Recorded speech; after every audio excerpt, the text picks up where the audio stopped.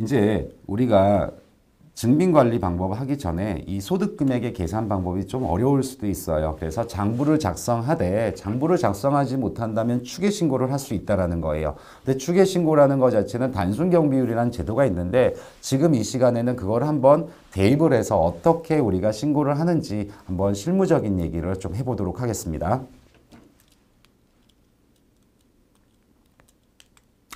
그래요. 소득금액 계산 방법인데 분명히 여기서 말씀드리는 거는 이베이 사업자 기준인 거예요. 업종마다 매우 달라지기 때문에 이베이 사업자 기준으로 제가 말씀을 드릴게요. 샘플인데 이분들이 2014년도에 이런 사업을 했고 2015년도에 이런 사업을 했다라고 칠게요. 그리고 여기는 신규로 사업을 진행을 했다라고 봅니다. 여기도 마찬가지고요. 그러면 이 사람들 같은 경우는 매출이 4천만 원이 됐고 올해는 매출이 많이 올랐네요. 2억이 됐어요. 그러면 우리는 아까 첫 번째 방법과 두 번째 방법이 있는데 이 사람들 같은 경우는 장부를 작성을 하려고 하는데 매출이 2억이었고요. 경비를 다 모아보니까 1억 5천의 경비가 있어서 이익이 얼마 나왔습니까? 5천만 원이 나왔어요. 강의를 들으니까 장부를 작성하는 게 원칙이니까 나는 작성을 했단 말이에요. 근데 이 사람은 두 가지를 비교할 수가 있을 것 같아요. 만약에 내가 장부를 작성하지 않았다면 세금은 얼마나 나올까라는 건데 직전 연도 수익 금액이 6천만 원이 안 돼 있잖아요. 그렇기 때문에 이 사람은 단순경비율을 적용할 수가 있어요. 그러면 단순경비율이라는 제도는 매출이 2억이고 경비가 얼마냐? 이 86%라는 거는 업종마다 매우 달라져요. 차이가 있단 말이에요. 그렇기 때문에 지금 기준은 뭐다? 전자상거래업 기준인 거예요. 그래서 전자상거래업은 86%라는 거를 적용하겠다라고 법에 있기 때문에 그러면 여기에 매출이 2억에 86%라면 1억 7,200이 나오겠네요. 이게 경비로 인정해 주겠다라는 제도예요. 그러니까 이익이 얼마가 나왔습니까? 2,800만 원이 나왔어요. 아까 우리가 열심히 장부를 작성한 거는 5천만 원이었고 단순경비율로 하니까 2,800만 원이면 누가 더 이익이 적습니까? 이게 더 적은 거죠.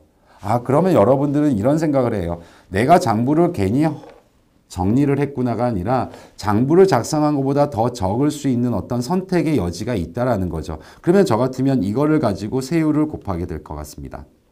그죠? 이 단순경비율을 적용할 수 있었던 가장 큰 이유는 뭐다? 그 2014년도에 그 전년도에 매출이 6천만 원이 안 됐기 때문이었던 거였죠. 아까 앞에 보시면 이런 부분이 있죠. 단순경비율은 직전 매출 6천만 원이 안 되면 단순경비율 적용하고 넘어가게 된다면 적용할 수가 없는 거죠. 그러면 지금은 6천만 원이 안 돼 있었기 때문에 2억은 매출이 얼마가 됐든 이 단순경비율을 적용할 수 있다라는 아주 좋은 보험을 하나 가지고 있었다라고 보면 되겠죠. 그러면 두 번째 샘플을 볼게요. 이 케이스는 똑같은 매출을 2억을 가지고 있지만 직전 연도 매출이 얼마입니까? 4억이 됐었네요. 아주 장사를 잘하신 사업자였죠. 그래서 신규로 사업자를 내게 되면 이 사람이 이때 이제 2015년도에 소득세 신고는 언제 하겠습니까? 이때 2016년도 5월 31일 날 소득세 신고를 하려고 딱 가지고 있는데 장부를 작성을 작년에는 간편하게 장부를 작성했는데 전에는 근데 지금은 장부를 작성을 간단하게 하려고 하다 보니까 직전 연도 매출이 얼마가 나왔습니까? 4억이죠. 그러면 앞에서 보시면 이게 좀 복잡할 수도 있는데 장부를 작성하는 방법 중에서 직전 연도 매출이 3억이 넘어가면 복잡하게 장부를 하라는 제도가 있었죠. 그러면 여기서 우리는 고민을 해봤어요. 퀘스천 마크로. 나는 장부를 작성을 해야 되는데 어떻게 작성을 해야 되지라는 생각이죠. 그러면 직전 연도에 3억이 넘었기 때문에 이 사업자는 복잡하게 신고를 해야 되는 의무가 생겼다라는 걸 여러분들이 예측해야 된다라는 거죠. 열심히 1년 동안 장부를 간편하게 했지만 의미가 없어지게 된다라는 거죠. 그래서 장부를 작성했으니까 아까 위에와 똑같이 경비를 해서 5천만 원 이익이 나왔단 말이에요.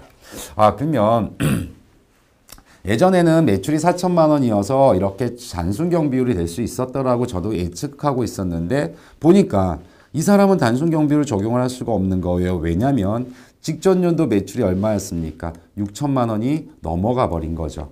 6천만 원이 넘어가 버렸기 때문에 이 사람은 단순경비율을 쓸 수가 없고 기준경비율을 써야 돼요. 그리고 가산세가 20%가 적용이 된다라는 겁니다. 그렇기 때문에 여러분들은 어떤 매출에 따라 본인들이 신고해야 될 의무제도가 바뀌었다라는 겁니다.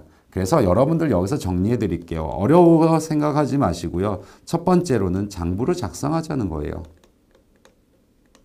그 다음에 두 번째로는요. 야, 내가 직전 매출이 6천만 원이 넘었니?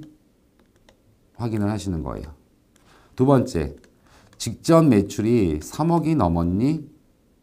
이 세 가지만 잘 고려하시면 좋을 것 같습니다. 그래서 직전 매출이 6천만 원이 넘어갔다면 장부를 작성해야 될 것 같구나. 왜? 단순 경비라는 좋은 제도를 쓸 수가 없기 때문에. 두 번째, 직전 연도 매출이 3억이 넘어갔다면 복잡하게 신고를 해야 되겠구나라는 어떤 시그널을 줄 수가 있는 거예요. 그래서 뭐 이런 제도는 있다라는 거 정도만 아시면 될 것 같고요. 처음 접하신 분들은 좀 어려울 수가 있기 때문에 내 매출이 6천만 원이 넘어가는지 한번 확인을 해보시고 그 다음에 그러면 장부를 더 작성해야 되고 3억이 넘어갔다면 더 복잡하게 장부를 작성해야 된다라는 정도만 알고 계시면 도움이 많이 될 것 같습니다.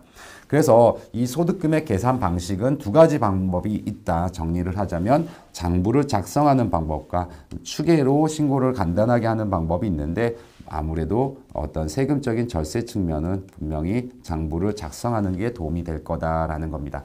여기까지 제가 이 소득금액을 계산하는 방식, 기장신고와 추계신고에 대해서 설명을 드렸으니까 여러분들은 이 강의를 들으면서 반드시 내가 직전 연도 수익 금액이 얼마인지 그리고 신규 사업자일 경우에는 단기 매출이 3억이 넘어갔는지도 확인을 꼭 해보시기 바랍니다. 그래서 이런 것들을 체크를 하시고 예측을 하셔야 되는 거예요. 그런 부분들은 여기까지 진행을 해드릴 테니까 여러분들도 본인의 사업체의 매출을 한번 대입시켜서 어떤 신고 의무를 가지고 있는지 생각을 해보시면 도움이 될 것 같습니다. 여기까지 소득금액을 계산하는 방법에 대해서 설명을 드렸습니다.